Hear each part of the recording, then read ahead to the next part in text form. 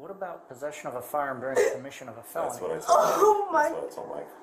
So you've got CCW firearm. So you're trying to add charges on? You're gonna have like 5 felony Why charges. are you trying to make it Hold worse? on, you got uttering, Oh concealed firearm, Please. altered This serial is number, I not think it's a my misdemeanor. fault. I don't know, I'll look it up. And then Please. possession. Hi everyone, welcome back to our YouTube channel, Event Impact 360. Please subscribe to the channel and please like and share the video. Also, leave a comment. Today, we're going to be taking a deep dive into, a developing situation at a local bank. It involves a possible check fraud scheme and how one young woman's day took a very unexpected and dramatic turn. Yeah, you know what's so interesting here is this real-time look at the intricacies of a potential financial crime and the immediate consequences. We're going to trace a sequence of events, understand what raised red flags, and ultimately see the outcome for the individual at the center of this. So right from the start, you see this young woman named Serenity at the bank counter. You got your ID on you? It's right there. I'm sorry, is there a problem? Yeah. Where'd your friend go? My cousin? Yeah. I'm assuming to the car. I'm sorry, is there a problem? Yeah. Where'd she go? Hey. What's the issue? Well, she just left without you. Where'd she go? She went back to, I'm actually supposed to be leaving now because I had to go pick up my nephew, but what's going on? Okay. Where'd she go to? I just said to the car, sir, what is Okay. going on again? She got in a car in the middle of the road. I'm sorry, in the middle of the road? Yeah, when she saw me, she ran out of here. Okay. So they left me? Yeah. So I'm here. Maybe a negative on a signal for they did not push. I don't even have my phone on me. Okay. Just hang up. What's your name? Serenity? Serenity, yes. Okay. There's an associate with her. Initially, it's said to be a cousin who then makes a very quick exit. What should immediately strike us about this initial moment? Well, I think for you, the teller's immediate question, "Where'd your friend go?" is quite telling. It indicates that something about their arrival or interaction already triggered suspicion.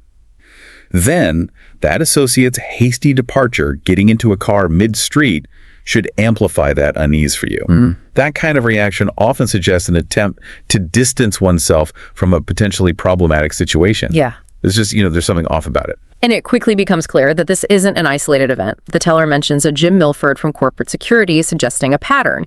What are these recurring patterns of activity that should raise alarm bells for us in a scenario like this? So what's fascinating for you to understand here is a common tactic in check fraud.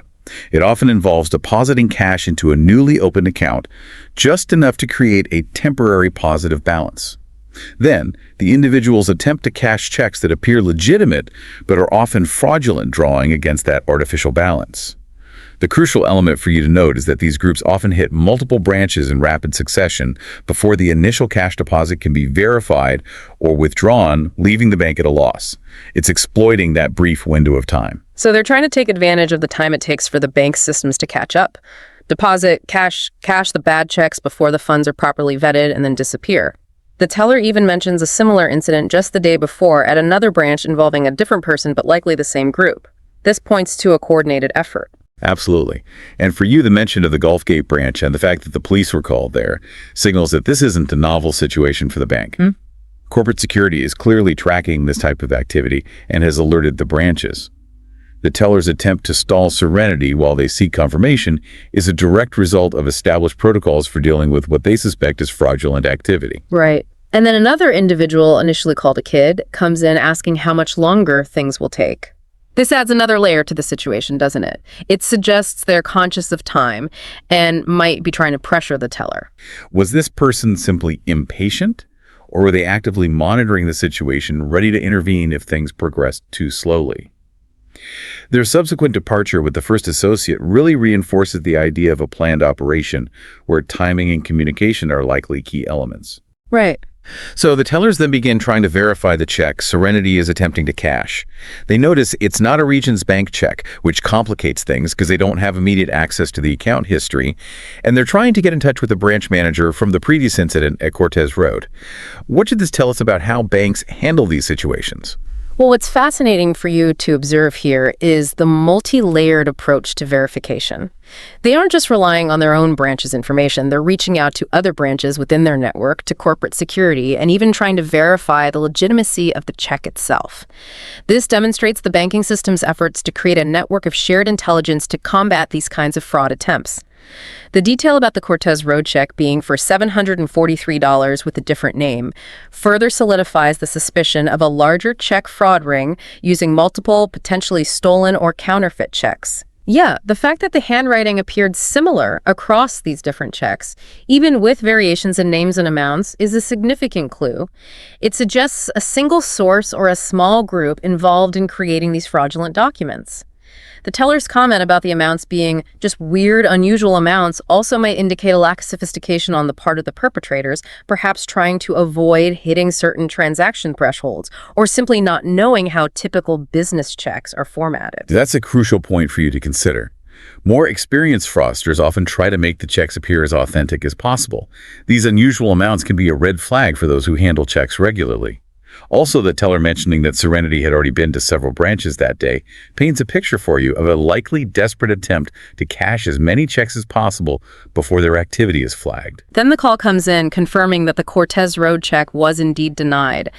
This should solidify the bank's suspicion about Serenity's check, and the fact that the associate withdrew the initial cash deposit while Serenity was still inside the bank. That's almost a classic element in these types of scams, isn't it? It is. It's a coordinated exit strategy. While one person is attempting to cash a fraudulent check, the other is securing the initial deposit. This ensures they don't leave empty-handed even if the check is declined. This simultaneous action demonstrates a level of planning and awareness of the potential risks involved. So the police arrive, they've been briefed on the situation, the pattern of fraud across multiple branches, and the suspicious behavior. As the officers begin their interaction with Serenity, what should stand out to us? So for you, the officer's approach likely reflects a degree of caution, but also a clear understanding of the suspected activity. They immediately work to confirm Serenity's identity and begin to explain the situation, referencing the information they've received from the bank staff.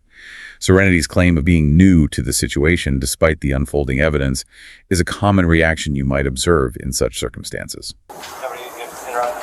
Let's say that for me. Turn around.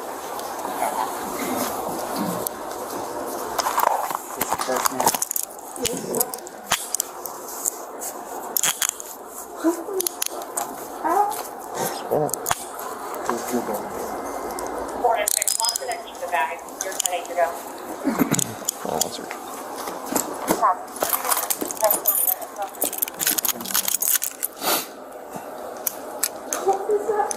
Jay, yeah, we're gonna step in here real quick. Hold on one second.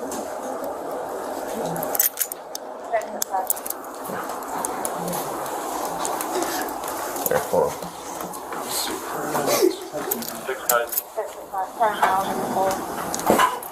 Okay. So, I'm gonna assume you know what's going on. I'm gonna read you your Miranda rights real quick. It's not mine. Okay, hold on. What's not? What's in my purse? What's funny?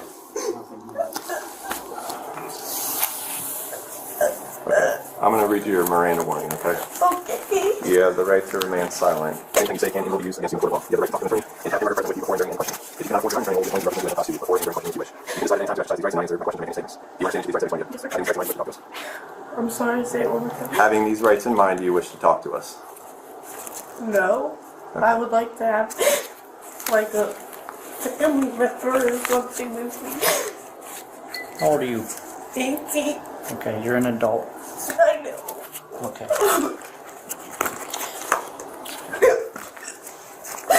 I have a sister-in-law that works at a correctional facility. I would like to get in contact with her. Well, here's what's going to happen. You're going to be going to jail today, okay?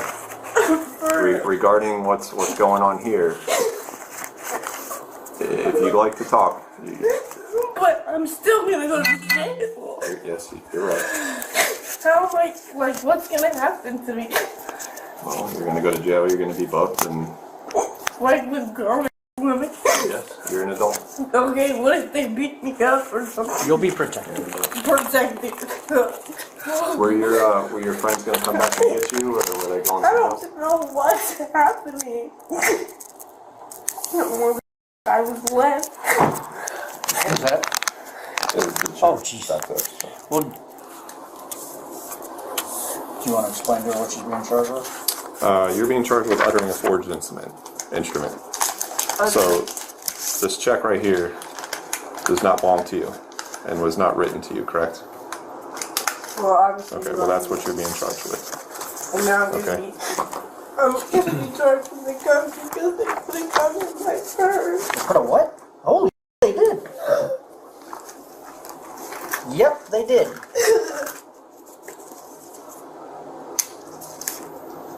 Do you want to tell us about this? And then the discovery of the firearm itself concealed in her purse with an altered serial number. This is where the legal jeopardy for Serenity takes a very significant leap. What's critical for you to understand here is the combination of factors. The fact that the firearm was concealed, the potential lack of a concealed weapons permit, and the altered serial number. Each of these carries significant legal weight on its own. An altered serial number in particular often suggests an attempt to obscure the weapon's history, which could be linked to more serious criminal activity.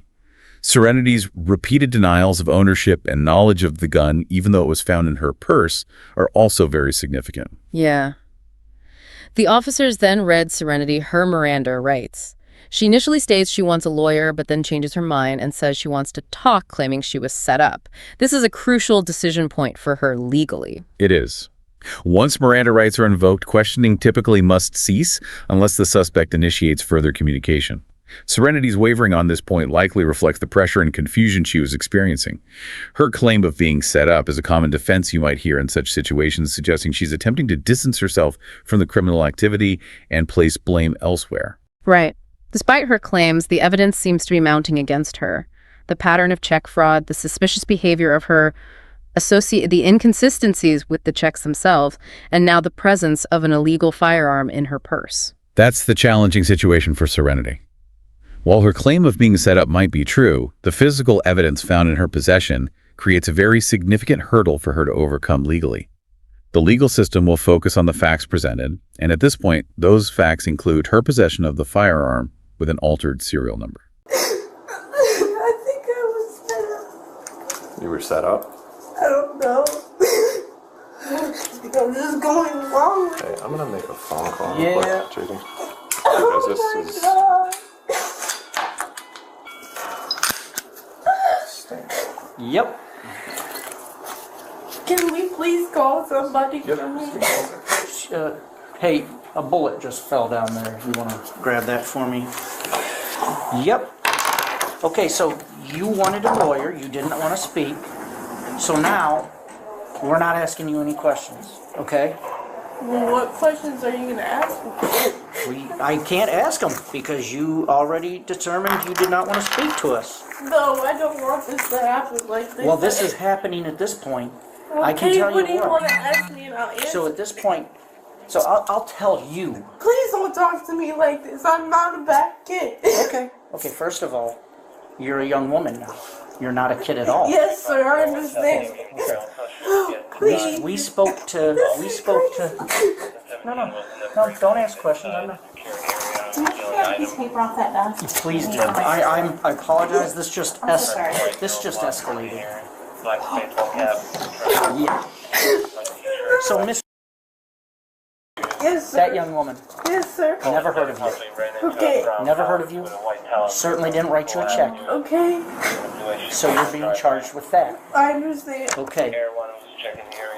And Do you now, have a concealed weapons permit? I do not. Okay. So now you're being charged with carrying a concealed firearm. I understand. Okay. By any chance, are you a convicted felon? No. Okay. Well, then you won't be charged with that. But those are the two charges you're looking at. How long am I start this back? This is crazy. I've never been to jail. I just got out of foster care.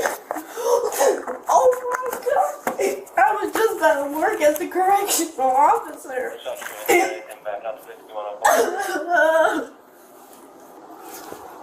How many bullets were in it?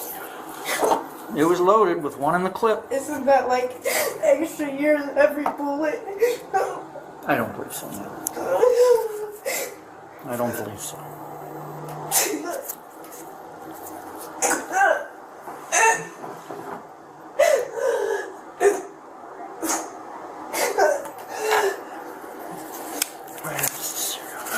Oh, uh-oh. This just gets worse and worse. What happened? Possession of a firearm with an altered serial number. Oh my god. I'm going to have to look it up, but I think that's a charge too. This is not fair to me. What? It's an altered serial number. Possession of a firearm with an altered serial number is a charge also, right? Is it? Yeah, it is.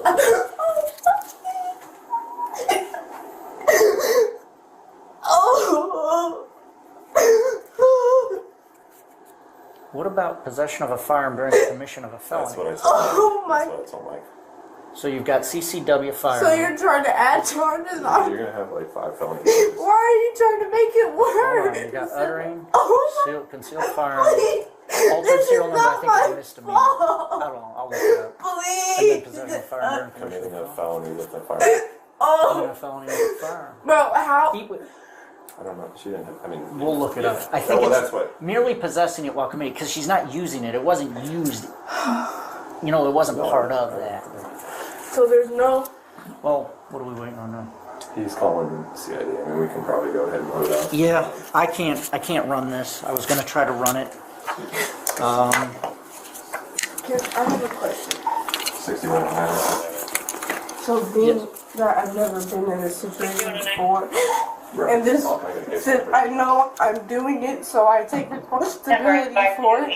But even like the gun is crazy. Like this is not fair because I have nothing to do with that. And yeah, I'll take responsibility, but there's no way I can get out of it because it was in my purse. Listen, at some point, someone's going to question you, okay? Of course. And if you don't want to talk to us right now, that's just fine. I can talk.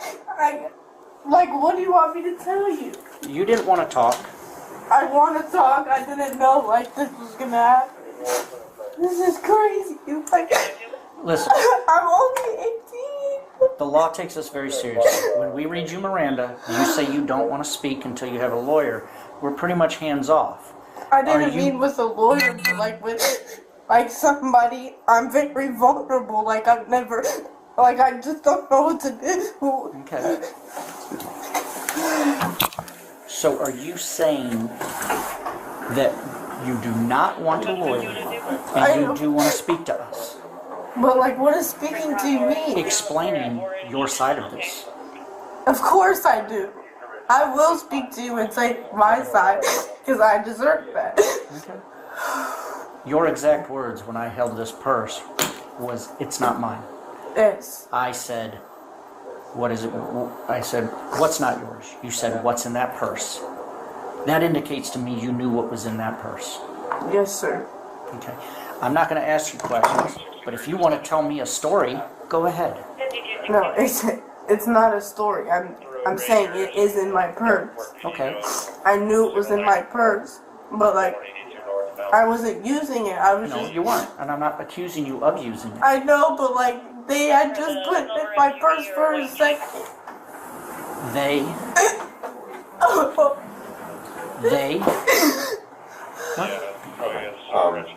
What's our status?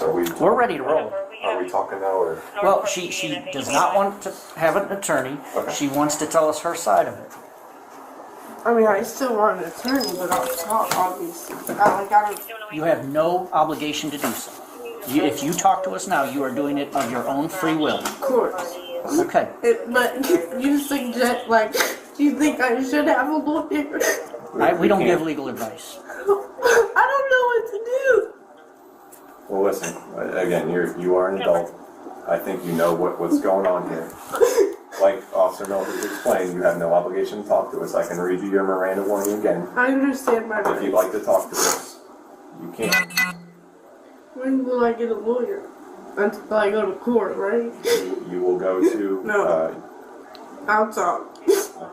All right. I'm going to start off with some basic, easy questions, okay? You're 18 years old. Is this your correct address here in Brooksville? No, not anymore. No, that was my old foster home.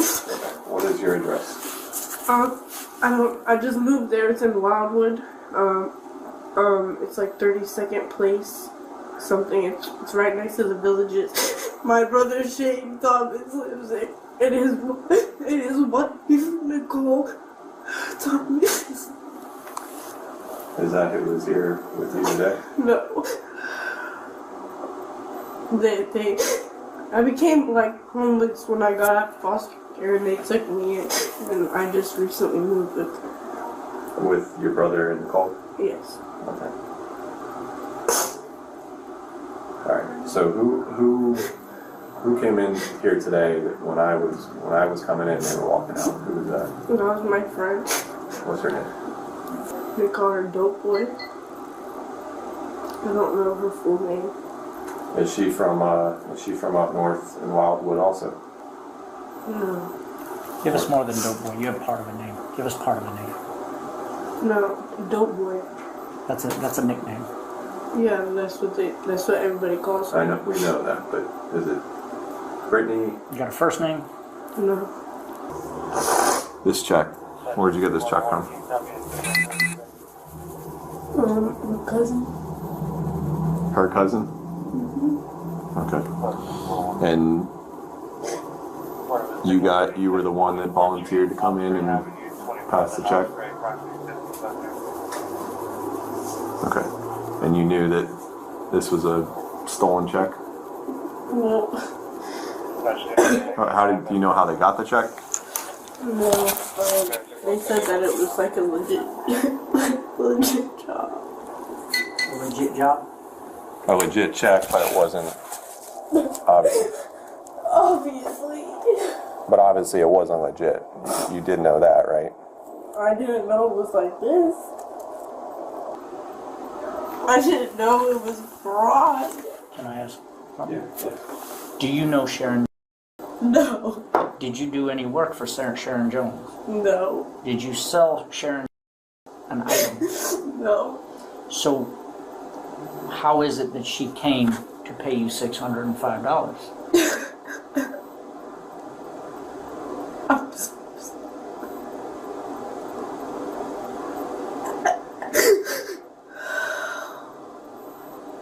So you knew this was a bad check. No, I didn't know it was this bad. I didn't know it was this, like this. Okay. So, I'm gonna switch over to the gun. You told us that they set you up. No, I said I think I was set up. Okay. Like, I know the gun was in my purse, obviously. Is that your gun? No, that is absolutely not my gun. Did you put the gun in the purse though? No, I did not put the gun in the purse. Is this your purse? Yes, that is my purse. Wait, you knew the gun was in the purse? I did know the gun was in the purse. You said, I know I did. you did. Okay. So you knowingly walked into a bank with a gun in your purse. I'm going to jail for so long. What was your intentions with the gun? I didn't have any intentions because it's not my gun. Like, I don't do stuff like this. I would never do anything like that. But, I mean, you seem intelligent enough to know that bringing a gun... But I knew I should have took it out too.